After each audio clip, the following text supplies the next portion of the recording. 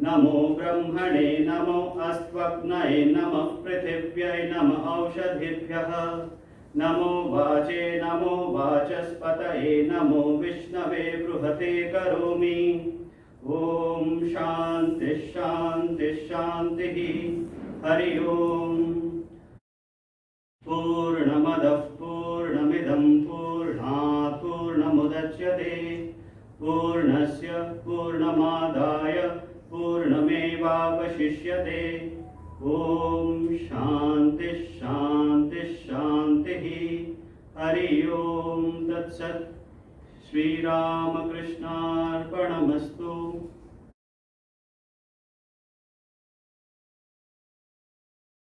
मित्रांनो, आपल्याला माहिती आहे की आज किती महत्त्वाचा दिवस आहे। दरवर्षी आपण 12 जानेवारी आणि 11 सप्टेंबरला युथ कन्व्हेन्शन घेत असतो। आज आपले प्रमुख पाहुणे आहेत, कुंटे सर आहेत आणि त्यांचं जीवनचरित्र आपण थोडक्यात बघितलेलं आहे की त्यांनी शैक्षणिक क्षेत्रामध्ये कितीतरी महत्त्वाची पदं भूषवलेली आहे आणि त्यांच्यामध्ये देशाविषयी स्वामीजींविषयी त्यांच्या हृदयात प्रेम आहे। तेव्हा अशा व्यक्तींचीच आपल्याला जास्त गरज आहे की जे आपल्या युवकांना देश घडवण्याचे विचार देऊ शकतील आणि त्यांना इथपर्यंत घेऊन येऊ शकतील। यासाठी त्यांची खूप महत्त्वाची भूमिका भविष्यामध्ये राहणार आहे। त्यामुळे आज ते आपल्यामध्ये उपस्थित आहेत। तेव्हा आता जास्त वेळ न घेता मी त्यांना विनंती करतो की त्यांनी त्यांचे बहुमूल्य विचार आपल्यासमोर मांडावेत आणि आपल्या सगळ्यांना त्यांनी प्रेरणा द्यावी।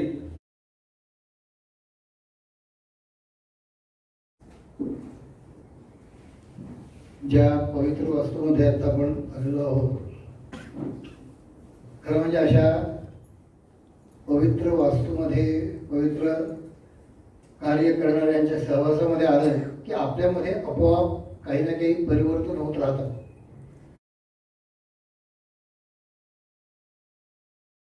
शिवराम भाऊ असं म्हणतात, हे परमेश्वरा, आत्तापर्यंत आम्ही असं शिकत आलो होतो शालेय जीवनापासून, man proposes and God disposes.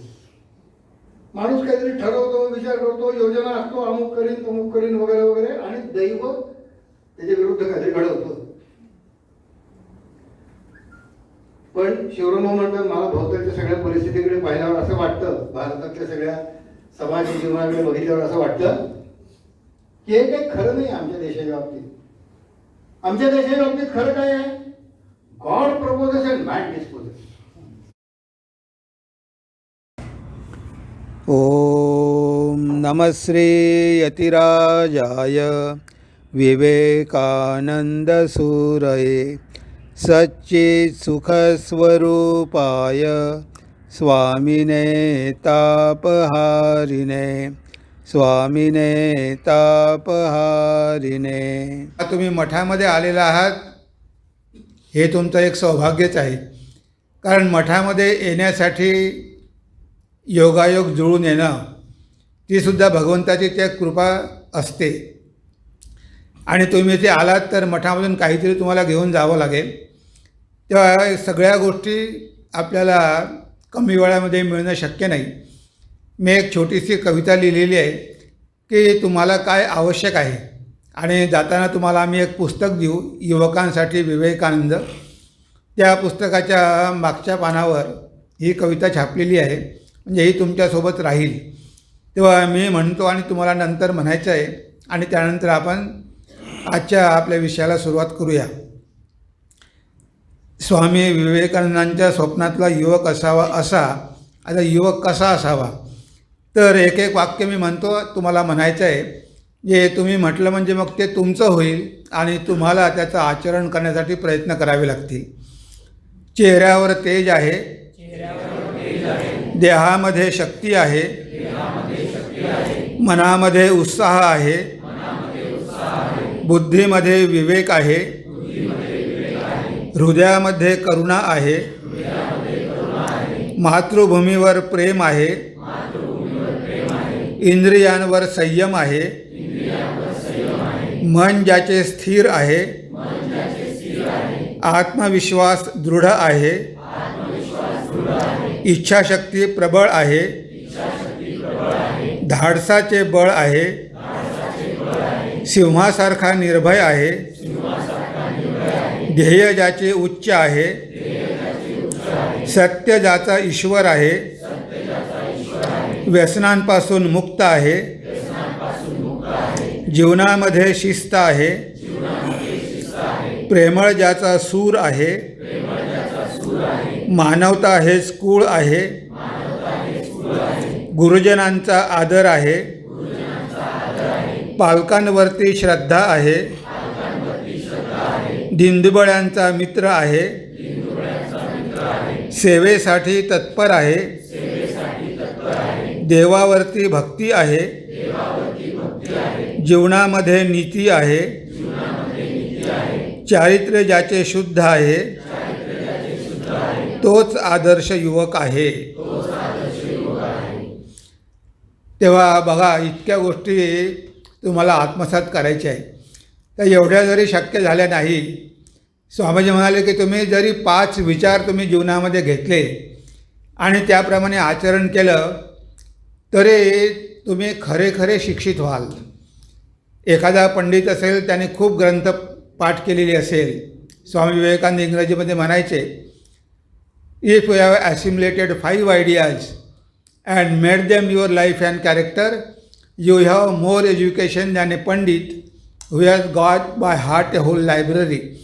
एखाद्या पंडितानं सगळी लायब्ररी जरी पाठांतर केली असेल तरी उपयोग नाही, पण तुम्ही नुसते 5 विचार घेऊन जीवनामध्ये उतरवले असेल तर तुम्ही त्या पंडितापेक्षा सुद्धा कितीतरी श्रेष्ठ आहात. आता इथे आपण हा जो शिकागोचा दिवस साजरा करत आहोत, 1000 वर्षाच्या गुलामीनंतर जेव्हा स्वामीजींचं आगमन झालं तेव्हा भारत सगळीकडे आपण बघतो की अस्ताव्यस्त झालेला होता. तरी महाराष्ट्रामध्ये आपण बरेच सुरक्षित होतो. ते सगळं शिवाजी महाराजांचं अवदान आहे, त्यांचं योगदान आहे की त्यांनी आपलं रक्षण केलं. आणि ह्या महाराष्ट्रामधलेच गावामध्ये राहणारी मुलं, त्यांच्यामध्ये शक्ती नव्हती असं नाही, शक्ती होती, पण ती शक्ती जागी करणारा कुणीतरी नेता हवा होता आणि शिवाजी महाराज ते नेता बनले. आणि त्या गावांच्या मुलामधूनच त्यांनी आपले मावळे निर्माण केले आणि मुठभर मावळ्यांच्या मदतीने त्यांनी हिंदवी स्वराज्य स्थापन केलं. म्हणजे जर इच्छा असेल, there is will there is way. जर इच्छा असेल तर आपण सगळं काही करू शकतो, कारण ती सगळी शक्ती आपल्यामध्येच आहे. कुणीतरी पाहिजे की ती शक्ती आपल्यामध्ये जागृत करेल. आणि तेच कार्य स्वामी विवेकानंदांनी पण केलं. जे कार्य विवेकानंदांनी केलं, जे कार्य समर्थांनी केलं, समर्थांनी गावागावामध्ये हनुमंताची मंदिरं बांधली, व्यायामशाळा सुरू केल्या आणि आपल्या तरुणांना सांगितलं की तुम्ही शक्तीची उपासना करा. तुम्ही एवढे दुर्बल झालेला आहात की तुमच्यामध्ये प्रतिकार शक्तीच नाही. कुणीही यावं आणि तुमच्यावर राज्य करावं, तुम्हाला पायाखाली तुडवावं आणि तुम्ही मात्र सगळं सहन करावं. तर आपल्यामधली शक्ती जागृत करणं असा कोणीतरी नेता आवश्यक होता. आणि हे सगळे शिवाजी महाराज म्हणा की समर्थ रामदास स्वामी म्हणा किंवा विवेकानंद म्हणा, हे सगळे योग्य वेळी आले आणि त्यांनी ही युवा शक्ती जागी केली आणि म्हणून आपल्याला स्वातंत्र्य मिळू शकलं. स्वामी विवेकानंद म्हणाले होते की जर मी इच्छा केली तर भारताला 3 दिवसामध्ये स्वतंत्र करू शकतो. पण हे स्वातंत्र्य मिळाल्यानंतर ते सांभाळण्यासाठी लोक कुठे आहेत? अजूनही आपण बघतो की 75 वर्ष होऊन गेले तरी आपल्यामधले ते गुलामीचे जे काही संस्कार आहे ते अजूनही गेलेले नाहीत. अजूनही आपण आपल्या देशावर आणि आपल्या लोकांवर प्रेम करत नाही. जर शिवाजी महाराजांसारखं राजकारण्यांनी रयतेवर प्रेम केलं असतं, जर जनतेवर प्रेम केलं असतं, जसा राजा तथा प्रजा ह्या प्रजेवर प्रेम केलं असतं तर आज भारत कुठे गेला असता. पण आपल्यामधली ती गुलामी प्रवृत्ती की लोकांची पिळवणूक करणं. आता विदेशी लोकांचे आपण गुलाम होतो, त्यांनी आपली पिळवणूक केली, पण स्वातंत्र्यानंतर तर आपण भारताचे नागरिक झालो तरी आपण आपल्याच लोकांची पिळवणूक केली आणि त्यामुळे देशाला वर येऊ दिलं नाही. आणि याला खरं म्हणजे शिक्षणच जबाबदार आहे. कारण शिक्षणाच्या माध्यमातून आपण देश घडवू शकलो नाही. आणि आजसुद्धा आपली बरीचशी शिक्षण पद्धती ही त्यांनी जी दिलेली जुनी शिक्षण पद्धती होती मेकालेची, त्याप्रमाणेच आपण आचरण करत आहोत. स्वामीजी म्हणाले की आपल्याकडे आपली शिक्षण पद्धती पाहिजे. पूर्वी जसे गुरुकुल आश्रम होते तसे आश्रम पाहिजे. आजही आपण इतिहास त्यांचाच वाचतो. आपल्या देशामध्ये कितीतरी महापुरुष झाले शिवाजीसारखे. त्यांनी म्हटले की शिवाजी एक गुंडा होता, बदमाश होता, आणि आपण पण अजूनही तसंच समजतो. म्हणजे त्यांनी जे लिहून ठेवलेलं होतं तेच आपल्या विद्यार्थ्यांना शिकवलं जातं. मग त्यांच्यामधून देशप्रेमी माणसं निघणार कशी? तेव्हा शिक्षण पद्धतीमध्ये आमूलाग्र बदल घडला पाहिजे. स्वामीजी म्हणायचे की education is the panacea for all our problems. शिक्षण हीच एकमात्र आपल्याकडे अशी एक उपाय आहे की ज्याद्वारे आपण आपल्या सगळ्या समस्यांचं समाधान करू शकतो. पण आज जे शिक्षण आहे ते स्वामीजींना बिलकुल मान्य नव्हतं. हे फक्त माहिती गोळा करणारं शिक्षण आहे. डोक्यामध्ये फक्त आपण विचार कोंबतो, माहिती कोंबतो, पण खरा मनुष्य आपण घडवू शकत नाही. जर खरे मनुष्य आपण घडवले असते तर आतापर्यंत कितीतरी आपली प्रगती झाली असती, पण अजूनही वेळ गेलेली नाही. स्वामीजी म्हणाले भूतकाळामध्ये भारत जेवढा समृद्ध होता, जेवढा शक्तिशाली होता, त्यापेक्षाही हा भारत प्रचंड मोठा होणार आहे, शक्तिशाली होणार आहे आणि सगळ्या जगाचं केंद्र बनणार आहे. म्हणजे स्वामीजींनी ही भविष्यवाणी केलेली होती की जेवढं आपलं पतन झालं त्यापेक्षाही आपण मोठ्या जोराने उठणार आहोत आणि सगळ्या जगाला दिपवून टाकणार आहोत. हे सामर्थ्य आपल्या तरुणांमध्ये आहे. ती शक्ती, सुप्त शक्ती जागृत करण्यासाठी आपल्याला अशा लोकांची गरज असते की जे आपल्याला योग्य दिशा दाखवतात. आणि म्हणूनच स्वामीजींचा जन्मदिवस हा राष्ट्रीय युवा दिवस म्हणून घोषित केलेला आहे. कारण मी आत्ता जे काही तुम्हाला वाचून दाखवलेलं आहे ती सगळेच्या सगळे गुण स्वामीजींच्या जीवनामध्ये आपल्याला बघायला मिळतात. त्यांनी जे सांगितलं ते स्वतः जीवनामध्ये आचरण केलं. त्यांना काय गरज होती भारत भ्रमण करायची, पण त्यावेळेस त्यांनी बघितलं की जर भारताचा मला उद्धार करायचा असेल तर मला भारत कसा आहे हे पहिले बघितलं पाहिजे. आणि त्यांनी 4 वर्षापर्यंत भारत भ्रमण केलं आणि सगळीकडे समस्या बघितल्या. जातीयवाद, निरक्षरता, अंधविश्वास, स्त्रियांवरती अत्याचार, हे सगळं बघितलं. आणि त्यांना तेव्हा कळलं की हा भारत जो सोने की चिडिया होता, आज त्याची काय अवस्था झाली आहे. हे ऋषीमुनींचे वंशज, हे आपल्या ऋषीमुनींचे वंशज आज कसे पशुतुल्य झालेले आहेत. यांना पुन्हा आपल्याला वर उचलावं लागणार आहे. ते भारत भ्रमण करून कन्याकुमारीला गेले. त्या कन्याकुमारीच्या खडकावर त्यांनी 3 दिवस ध्यान केलं. त्यांच्या डोळ्यासमोर दुसरं काहीही नव्हतं. त्यांनी काही भगवंतावर ध्यान केलेलं नव्हतं किंवा ब्रह्मावर ध्यान केलेलं नव्हतं. त्यांचं संपूर्ण ध्यान होतं भारतभूमीवर, की हे माझ्या मातृभूमीला कशी पुन्हा उन्नत करता येईल. हा भारत जेवढा पतित झालेला आहे याला पुन्हा गौरवाचं स्थान कसं प्राप्त करून देता येईल. आणि ते ठरले संन्यासी. त्यांना बरंच काही करायचं होतं, पण त्यांना माहिती होतं की भारत एवढा दरिद्री देश आहे आणि या देशामध्ये मी कार्य करणार कसं, मला मदत करणार कोण. म्हणून स्वामीजींनी ठरवलं की अमेरिकेमध्ये जी धर्मसभा होत आहे तिथे मी जाईल आणि तिथे जाऊन मी त्यांना भारताचा धर्म देईल. कारण आज त्यांच्याकडे अशांती आहे, भोगवाद आहे, ते ज्वालामुखीवर बसलेले आहे. स्वामीजी म्हणाले की संपूर्ण युरोप आणि अमेरिका एखाद्या ज्वालामुखीवर बसलेले आहेत आणि त्यांनी जर भारताचा अध्यात्म घेतला नाही तर कधीही त्यांचे तुकडे तुकडे होऊन जाऊ शकतात. कधी त्या ज्वालामुखीचा स्फोट होऊ शकतो. म्हणून मला तिथे जाणं आवश्यक आहे. म्हणजे आपण भिकाऱ्यासारखं जाण्याची गरज नाही. आपल्याकडे पण भरपूर काही देण्यासारखं आहे. आपण प्रत्येक वेळेस त्यांना भीक कशाला मागायची. आपल्यामध्ये सामर्थ्य आहे, आम्हाला स्वातंत्र्य द्या, आम्हाला स्वातंत्र्य द्या, भीक कशाला मागायची. आपल्या शक्तीच्या बळावर स्वातंत्र्य मिळवून दाखवायचं, हे स्वामीजींचं धोरण होतं. सुभाषचंद्र बोसांनी स्वामीजींमधून किती प्रेरणा घेतली. ते म्हणाले की स्वामी विवेकानंद जर आज असते तर त्यांचे पाय मी माझ्या रक्ताने धुतले असते. ते माझे गुरु आहे, त्यांनी मला देशप्रेम शिकवलं. म्हणजे अशा प्रकारे स्वामीजींना आपल्यामधली शक्ती जागृत करायची होती. ते अमेरिकेत गेले होते. तिथे गेले होते ते की भारतासाठी काहीतरी मदत मिळवता येईल आणि भारतामध्ये येऊन मी काहीतरी महान कार्य गरिबांसाठी करू शकेल म्हणून स्वामीजी तिथे गेले. पण तिथे गेल्यानंतर मात्र आपल्याला माहिती आहे की कसं चित्र बदललं. म्हणजे त्यांना वेदांताची फारच आवश्यकता होती. स्वामीजी जे तिथे काही बोलले त्यामुळे सगळे लोक प्रभावित झाले की खरोखरच भारत, आत्तापर्यंत आपण भारताला रानटी समजत होतो, आत्तापर्यंत आपण भारताला अंधविश्वासी समजत होतो, पण भारत हा किती सुसंस्कृत देश आहे की ज्या देशामधून विवेकानंदासारखा संन्यासी येऊ शकतो त्या देशामध्ये आपल्या धर्माचा प्रचार करण्यासाठी पादरी पाठवणं ही किती लज्जास्पद गोष्ट आहे. भारताकडे धर्म आहे, भारताला धर्माची गरज नाही. स्वामीजी म्हणाले आम्हाला गरज आहे अन्नाची, तुम्ही आम्हाला अन्न द्या, आम्हाला धर्म तुम्ही शिकवू नका. धर्म आमच्याकडे भरपूर आहे, आम्ही धर्म सगळ्या जगाला देऊ शकतो. म्हणजे भारत ही पुण्यभूमी आहे, भारत ही धर्मभूमी आहे. जेव्हा स्वामीजी अमेरिका युरोपमधून परत आले तेव्हा त्यांच्या एका अमेरिकन शिष्याने विचारलं की स्वामीजी तुम्ही आता भारतामध्ये परत जाणार, 4 वर्ष अमेरिकेमध्ये एवढं ऐश्वर्य बघितलं आणि आता तुम्ही भारतामध्ये जाणार, जो दरिद्री देश आहे, अंधविश्वास आहे, जातीयवाद आहे, आता तुम्हाला तुमच्या देशाबद्दल काय वाटतं?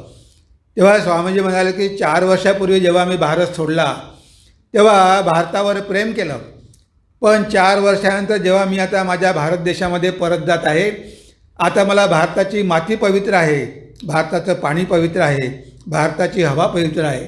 भारत हा साधू संतांचा देश आहे, भारत ही पुण्यभूमी आहे, भारत हा तीर्थक्षेत्र आहे. म्हणजे बघा 4 वर्ष अमेरिका युरोपमध्ये राहूनसुद्धा स्वामीजी भारताचा गौरव विसरू शकले नाही. त्यांना माहीत होते की भारतच एकमात्र देश आहे की जो सगळ्या जगाला अध्यात्माचं पसायदान देऊ शकतो.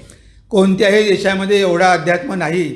आपल्याकडे किती प्रचंड वारसा आहे, भगवद्गीता आहे, वेदांत आहे, उपनिषद आहे, समर्थांचा दासबोध आहे, तुकारामांची गाथा आहे, ज्ञानेश्वरी आहे. एवढं मोठं साहित्य आपल्याकडे आहे. आपल्या ऋषीमुनींनी, संतांनी एवढा मोठा वारसा आपल्याला दिलेला आहे, पण आपण मात्र त्याचा काहीही उपयोग करून घेतला नाही आणि करून घेत पण नाही. म्हणजे ह्या गोष्टी त्यांनी आपल्यासाठी सांगितलेल्या आहे आणि जर ह्या गोष्टी नष्ट झाल्या, आपण जर त्या गोष्टी आत्मसात केल्या नाही तर स्वामीजी म्हणाले की 3 पिढ्यामध्येच आपला विनाश होऊन जाईल. पण असं कधीही होऊ शकत नाही, कारण भारत हा अमर आहे. माय इंडिया, द इंडिया इटर्नल, माझा भारत अमर भारत, जे भारताचा कधीही विनाश होऊ शकणार नाही, कारण भारताचा विनाश म्हणजेच जगाचा विनाश. अगर कभी ऐसा हो जाए भारत दुनिया से मिट जाए तब होगा चारों तरफ में नैतिकता का नाश, कभी न होगा भारत का विनाश. तेव्हा भारताचा विनाश झाला तर सगळीकडे नैतिकतेचा नाश होईल, पण भारताचा विनाश होणं शक्य नाही. India is eternal, India is immortal. कोणीही भारताचा नाश करू शकत नाही. कितीतरी देशांनी आपल्यावर आक्रमण केलं, आपण कितीतरी वर्ष गुलाम राहिलो, पण अजूनही आपला विनाश झालेला नाही, कारण आपल्या अध्यात्माच्या भरोशावर आपण आजही जगामध्ये मान उंचावून बघत आहोत. कुणी कितीही म्हटलं तरी कधीही सनातन धर्माचा नाश होऊ शकत नाही, कारण सनातन म्हणजेच इटर्नल, अमर. जी गोष्ट अमर आहे तिचा नाश करणार कोण? ह्या भारत देशाच्या संस्कृतीचं रक्षण करण्यासाठी कितीतरी महापुरुषांनी या भारतामध्ये जन्म घेतले. जेव्हा ब्रिटिशांचं राज्य होतं तेव्हासुद्धा कितीतरी महापुरुष या भारतामध्ये जन्माला आले. स्वामी विवेकानंद त्याच वेळेस जन्माला आले आणि ते यासाठीच आले की भारताचा विनाश होऊ नये, कारण भारताचा विनाश झाला तरी मूल्यवान रत्न जगाला मिळणार नाही. जे आपल्याकडे मूल्यवान रत्न आहे आणि ती रत्न स्वामीजींनी त्या सर्वधर्म परिषदेमध्ये विखुरली. आणि जेव्हा त्यांनी स्वामीजींचं व्याख्यान ऐकलं, पहिले तर 2च शब्दामध्ये ते अचंबित झाले. Sisters and brothers of America, फक्त 4 शब्द त्यांनी उच्चारले, आणि 2 मिनटंपर्यंत टाळ्याचा गडगडाट सुरू होता. म्हणजे जेव्हा त्यांनी म्हटलं की भगिनी आणि बंधूंनो, तेव्हा त्यांचे शब्द डायरेक्ट लोकांच्या हृदयाला जाऊन भिडले. त्यांना खरोखरच असा अनुभव आला की इथे आपला एक भाऊ उभा आहे आणि आपल्याला मदत करण्यासाठी आलेला आहे, हे त्यांना फील झालं. आणि म्हणून स्वामीजींच्या 4 शब्दाला एवढा मोठा प्रतिसाद मिळाला. त्यानंतर ते काय 5-7 मिनटं बोलले, कारण ती पहिली स्वागत सभा होती. स्वागत सभामध्ये प्रत्येक वक्त्याला थोडं बोलावं लागत होतं. तेव्हा 5 मिनटंच ते बोलले. पण दुसऱ्या दिवशी सगळ्या वर्तमानपत्रामध्ये एकच बातमी की भारतामधून आलेला हिंदू धर्माचा प्रतिनिधी विवेकानंद हा सगळ्या डेलिगेटमध्ये सर्वश्रेष्ठ ठरला. त्याचंच भाषण सगळ्यात उत्तम झालं. म्हणजे बघा, जगाला ह्या विचारांची किती गरज होती आणि म्हणून स्वामीजींना तिथे राहावं लागलं. 4 वर्षापर्यंत सतत व्याख्यानं द्यावी लागली आणि प्रत्येक व्याख्यानाला प्रचंड गर्दी, लोकांचा खूप प्रतिसाद. अनेक स्वामीजींचे शिष्य झाले, अनेक स्वामीजींचे भक्त झाले. जेव्हा स्वामीजींनी लंडनमध्ये व्याख्यान दिलं, मिस मार्गारेट नोबल ख्रिश्चन होती, तरुण मुलगी 29 वर्षाची, पण खूप प्रेरणा मिळाली तिला. ती भारतामध्ये आली, स्वामीजींची शिष्या झाली. ती म्हणाली की स्वामीजी, मी तुमच्यासाठी काय करू? तेव्हा स्वामीजी म्हणाले की माझ्या देशामध्ये आजही मुलींना शिक्षण मिळत नाही. त्यांना घराच्या 4 भिंतीच्या बाहेर पडता येत नाही. घरचे लोक त्यांना पाठवत नाही शिकायला. तेव्हा तुझ्यासारखी महिला मला आवश्यक आहे की जी बोल्ड आहे, कर्जियस आहे, एज्युकेटेड आहे. तू भारतामध्ये ये आणि मुलींसाठी शाळा सुरू कर. माझी इच्छा आहे की मुलांसोबतच मुलींना पण शिक्षण मिळावं. ती भारतामध्ये आली. कलकत्त्यामध्ये तिने शाळा सुरू केली. ती स्वामीजींची शिष्या बनली, भगिनी निवेदिता. बघा, एक Christian lady Miss Margaret Noble Bhagini Nivedita झाली आणि तिने भारतामध्ये येऊन कलकत्त्यामध्ये शाळा सुरू केली. आज त्या शाळेमध्ये 5,000 विद्यार्थिनी शिकतात. सिस्टर निवेदिता गर्ल्स स्कूल आणि कॉलेज पण आहे. म्हणजे ते निवेदिताने सुरू केलेल्या शाळेमधून अशा कितीतरी मुली तयार झाल्या, कितीतरी तरुण मुली तयार झाल्या की त्या म्हणाल्या की आम्हाला पण संन्यास जीवन जगायचं आहे. मुलांना फक्त संन्यासी होता येतं, आम्हाला का संन्यासी होता यावं नाही. म्हणून त्यांच्या शाळेमधल्या 10 मुली एकत्रित झाल्या. त्यांनी ठरवलं की आपण लग्न करायचे नाही आणि त्यांनी शारदा मठाची स्थापना केली. बघा, आज जो तुम्हाला इथे शारदा मठ दिसतो रस्त्याच्या बाजूला, तो मुलींचा मठ आहे आणि तिथे मुली संन्यासी होऊन राहतात. जसा रामकृष्ण मठ मुलांसाठी आहे, तसा शारदा मठ मुलींसाठी आहे. आणि त्या मुली भगिनी निवेदितांच्या शाळेमधून तयार झालेल्या आहे. म्हणजे बघा, स्वामीजींनी मुलींसाठी शाळा सुरू केल्यामुळे आज मुलींसाठी सुद्धा ही संधी उपलब्ध आहे. आणि सगळ्या भारतामध्ये अशा शारदा मठाच्या कितीतरी शाखा आहे आणि तिथे चांगल्या सुशिक्षित मुली, तुम्हाला माहिती आहे यूट्यूबवर कितीतरी तुम्ही ऐकता, दिव्य प्राणा माताजी वगैरे, त्यांची कितीतरी व्याख्यानं आहेत. आणि या मुली अमेरिकेत जातात, व्याख्यानं देतात, धर्माचा प्रचार करतात. तर फक्त पुरुषांनी काही देश मोठा होऊ शकत नाही. स्वामीजी म्हणाले, जसे पक्षी जसा एका पंखाने उडू शकत नाही, सतत कोणताही देश फक्त पुरुषांनी उन्नत होऊ शकत नाही. तेव्हा पुरुष आणि स्त्री दोघांनाही समान अधिकार मिळाले पाहिजे, समान शिक्षण मिळालं पाहिजे आणि विशेष करून त्यांना मूल्यशिक्षण मिळालं पाहिजे.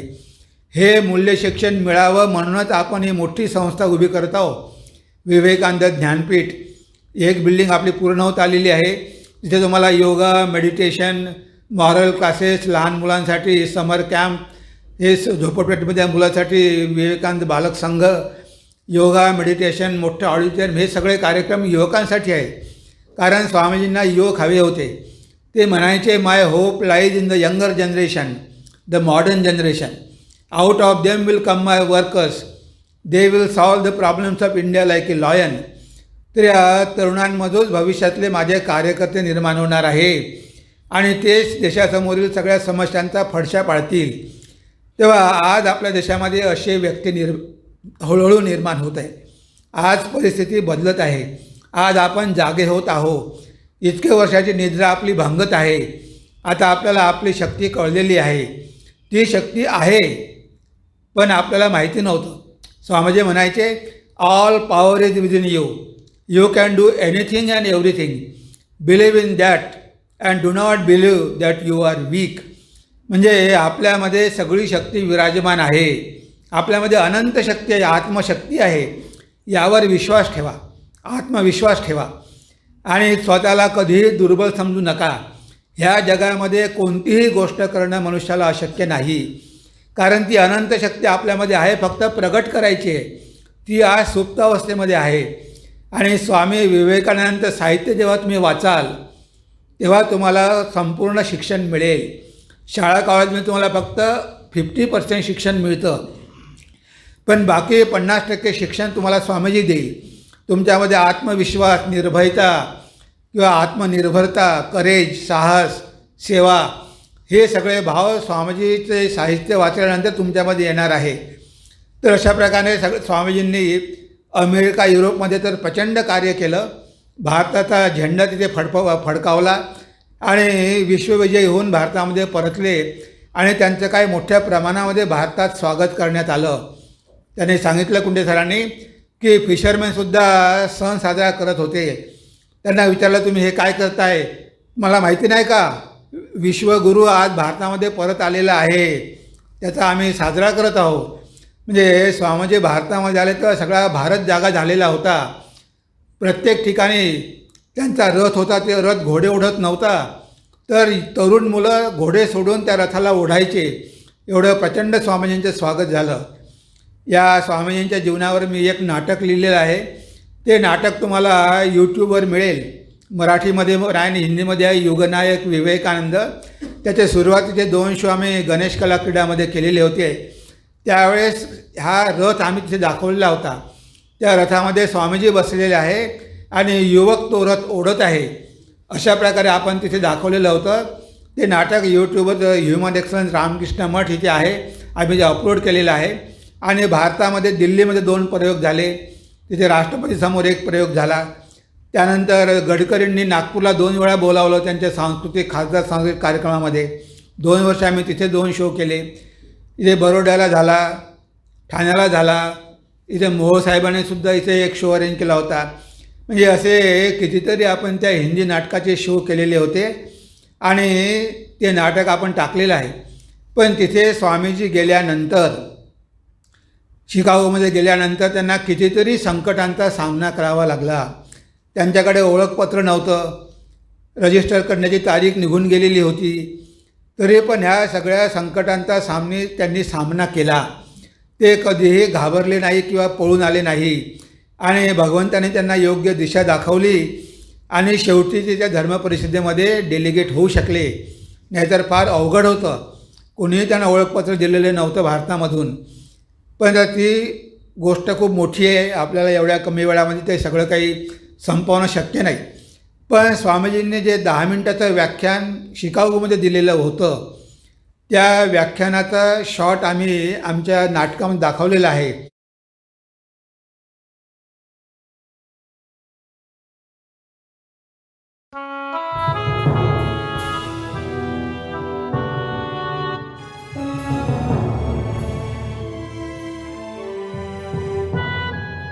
अमेरिका के शिकागो नगर में भव्य दिव्य सर्वधर्म महासभा का आयोजन हुआ था।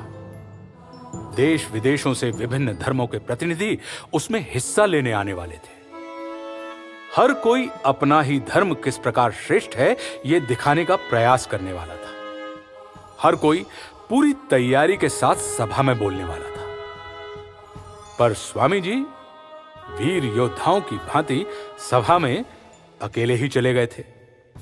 व्यवहारिक बातों के बारे में ध्यान न देने के कारण उन्हें बेहद समस्याओं से गुजरना पड़ा।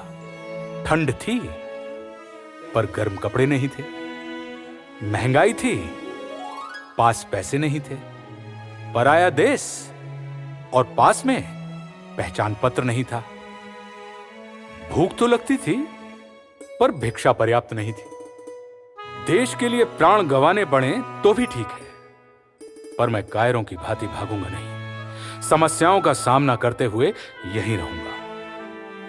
ऐसी उन्होंने अपने मन में दृढ़ प्रतिज्ञा कर ली। ईश्वर कृपा से उन्हें मार्ग प्राप्त हुआ। स्वामी जी की तीक्ष्ण बुद्धि और प्रगाढ़ विद्वत्ता की पहली झलक प्राध्यापक हेनरी राइट को मिली। स्वामी जी से परिचय पत्र मांगना यानी सूर्य को प्रकाशित होने का अधिकार पत्र मांगने जैसी गलती होगी, यह बात हेनरी समझ चुके थे।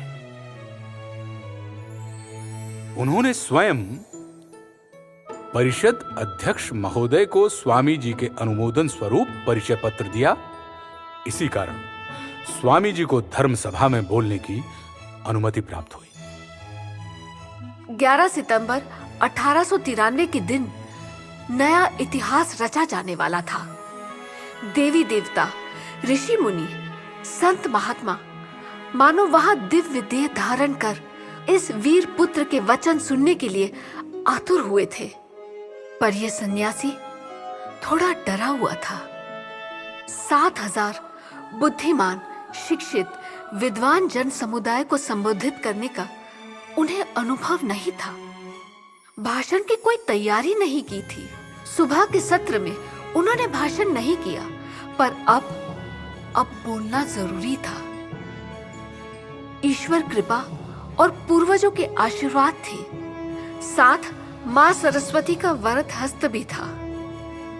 संपूर्ण विश्व का मानव समाज आज एक दिव्य संदेश सुनने वाला था। Now next speaker, Mr. Vivekananda from India.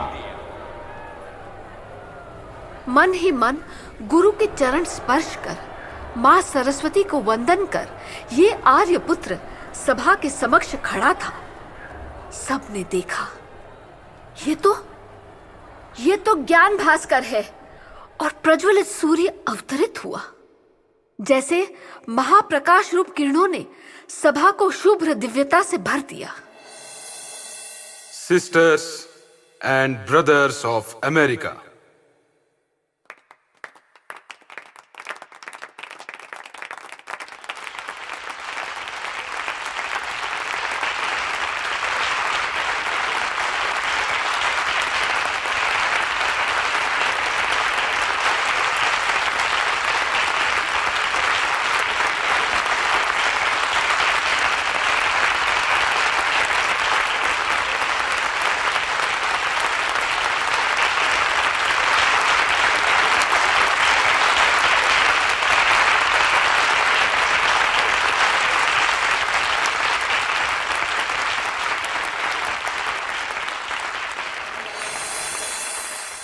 जिस सहानुभूति और प्रेम के साथ आपने हम लोगों का स्वागत किया है,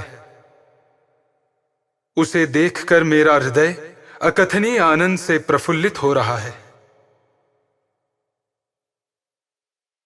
संसार के प्राचीन महर्षियों की ओर से मैं आपको धन्यवाद देता हूं। साथ ही सब धर्मों का उगम स्थान कहे जाने वाले हिंदू धर्म के लाखों करोड़ों महानुभावों की ओर से मैं आपको धन्यवाद प्रकट करता हूं। मैं उन सज्जनों को भी धन्यवाद देना चाहता हूं जिन्होंने इस सभा मंच से पूरब से आए हुए प्रतिनिधियों के संबंध में आपको यह बताया है कि ये दूर देश वाले पुरुष सर्वत्र सहिष्णुता का भाव प्रसारित करने के कारण यश और गौरव के अधिकारी हो सकते हैं। मुझको ऐसे धर्म का अनुयायी होने का गौरव है जिसने संसार को सहिष्णुता और सब धर्मों को मान्यता प्रदान करने की शिक्षा दी है। हम लोग सब धर्मों के प्रति केवल सहिष्णुता में ही विश्वास नहीं करते, तो समस्त धर्मों को सच्चा मानकर उनका स्वीकार भी करते हैं। मुझे एक ऐसे देश का व्यक्ति होने का गर्व है जिसने इस पृथ्वी की समस्त पीड़ित, शरणागत जातियों और विभिन्न धर्मों के बहिष्कृत लोगों को आश्रय दिया है। जिस वर्ष यहूदियों का पवित्र मंदिर रोमन जाति के अत्याचार से धूल में मिला दिया गया, उसी वर्ष कुछ अभिजात यहूदी आश्रय लेने दक्षिण भारत में आए और मुझे ये बताते हुए गर्व होता है कि हमारे देश ने उन्हें गले लगाकर शरण दी। ऐसे धर्म में जन्म लेने का मुझे गर्व है जिसने पारसी जाति की रक्षा की और उसका पालन वो अब तक कर रहा है। भाइयों,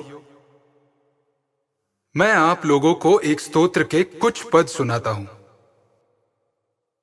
जिसे मैं अपने बचपन से गा रहा हूं और जिसे लाखों मनुष्य प्रतिदिन गाया करते हैं।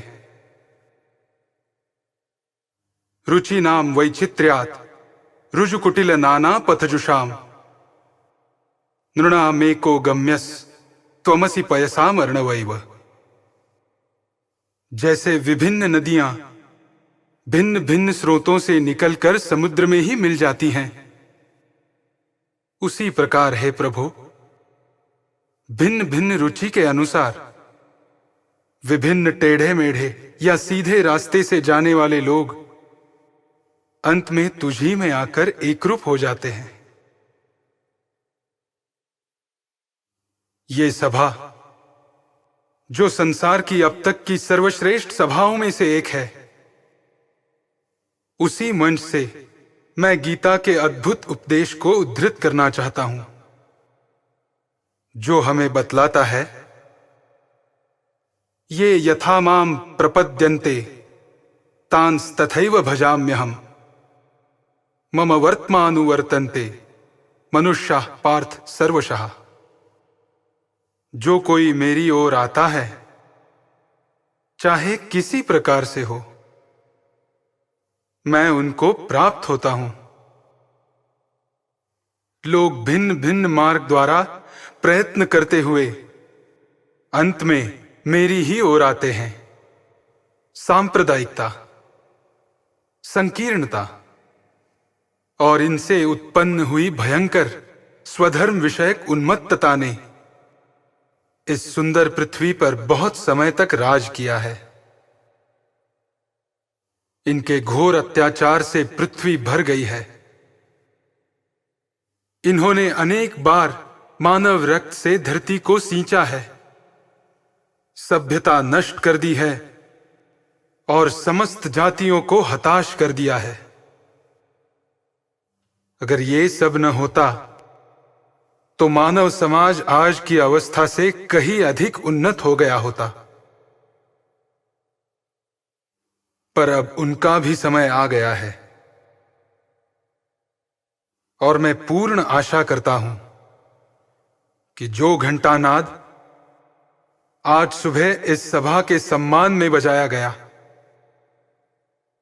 वो समस्त कट्टरताओं, तलवार या लेखनी के बल पर किए जाने वाले समस्त अत्याचारों और एक ही लक्ष्य की ओर अग्रसर होने वाले मानवों की पारस्परिक कटुताओं के लिए मृत्युनाद सिद्ध होगा।